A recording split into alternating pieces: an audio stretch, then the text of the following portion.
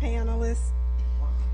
We know that a strong family is at the core of a strong community and ultimately a strong nation. That's right. Our strong families need strong leadership and strong black men. That's right. We have to set an example for our young boys and men. What is the state of black marriage under integration? And are we losing the ability to bond with the opposite sex? And I would be remiss if I didn't just defer to Brother Jeannie on this one first. All right. I think they stepped into my lane on this one. So I'm going to try to be as succinct with this, but I of course, this is a lot what we deal with, and it's so important. So I'm going to try to really speak to everybody in this room in a very direct way. When they first came to get us from Africa, they wanted our human resource. We were the best agriculturalists in the world. We were the best nation builders. We had the math and the science. We built their nation for them. That's what they wanted the first time. Second time, they wanted the resources that were in the ground. This is the most dangerous period in the history of the world for black people because they got machines. They don't need us to get the stuff out the ground. They want the land itself. They can move there. They have to cure the malaria so they can live in that environment now. They don't need us to build anything for them because they've got the science and the math and the engineering in their books. So now the only thing is left is if we ever wake up and realize what they've done to us and decide that we're not going to allow this and rebuild ourselves, which means the end of their empire, the end of them. So that means that in order to prevent that, they need no more checks. They need a checkmate. So they've done everything imaginable under the sun. At least I hope they have. I don't come up with nothing new. But to try to destroy us as a race of people. This is the first time on the chessboard, anyone that plays chess will understand what I'm talking about, where they have a potential checkmate. See, it's different when the things that they've done to us over the years, we've rebounded. But there's a reason.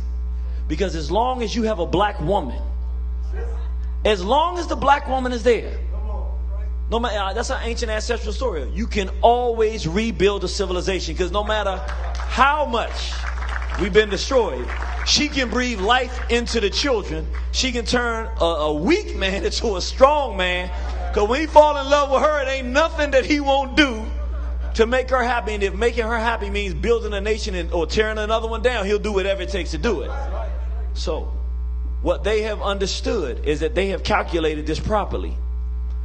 If they can get us to holistically give up the foundation of black family.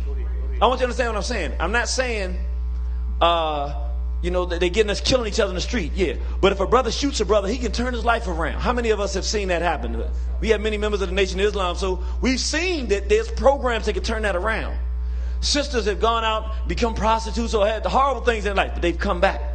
But if in all of these situations, these are situations where as African people, as black people, we can still put the mother and the father in a home. And if they commit to raising children, we can recover. Here's the difference. In this situation, you got a checkmate.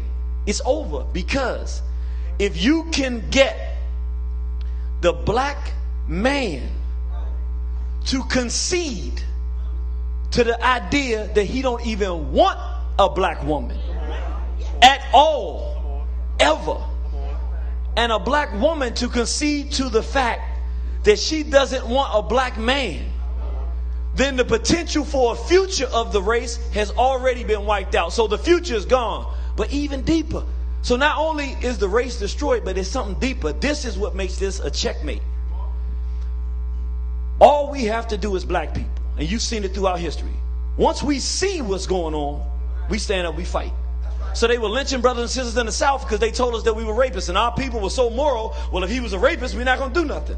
And Sister Ida B. Wells Barnett took her pen and said, these brothers weren't rapists. They started a store, and these white folks were jealous of them. And then all the brothers started getting their pistols out and said, well, we thought they was killing criminals. But you telling no, we're not going to tolerate this. And the deacons of defense, we start standing up.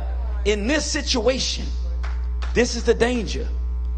When you get a pedophile who molest children in our families and destroy these families, when you get the homosexuals going through, the European no longer has to do any work. It's like the vampire movie. He bit them And now he can work his interests of going around the world and doing whatever he wants to do, while his agents of destruction destroy the black family from within. So this is the last thing, and I'll wrap this up. I would say it's not that this thing is more important than other things, because it's these other things don't exist. Our economic situation, all of these things exist. However, who cares how many businesses your son has if he's a homosexual and won't give you no grandchildren?